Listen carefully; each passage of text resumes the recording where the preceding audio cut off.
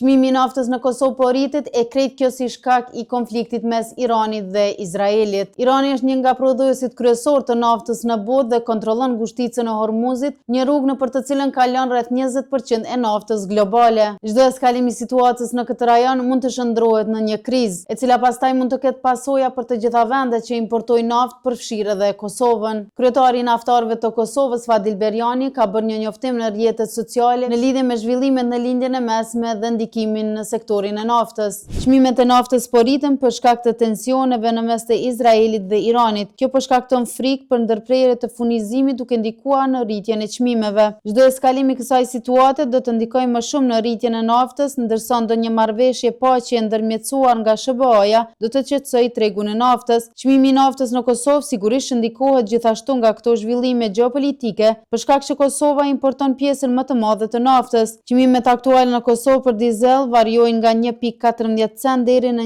1.24 cent, kurse për benzinën nga 1.15 cent deri në 1.25 cent. Ndërkohë, konsumatorët kosovar duhet të përgatiten për një vazhdimsi të rritjes së çmimeve. Të dhënat tregojnë se çmimi i naftës në tregjet botërore është rritur ndjeshëm, duke bërë kështu që edhe në Kosovë të rritet çmimi i derivateve. Duke pasur parasysh rëndësinë strategjike të naftës dhe të energjisë elektrike në Kosovë, është e domosdoshme për qeverinë dhe institucionet relevante që të ndjekin nga afër zhvillimet ndërkombëtare dhe të mendojnë një strategji të mundshme për mbrojtjen e konsumatorit nga rritjet e paplanifikuara të çmimeve.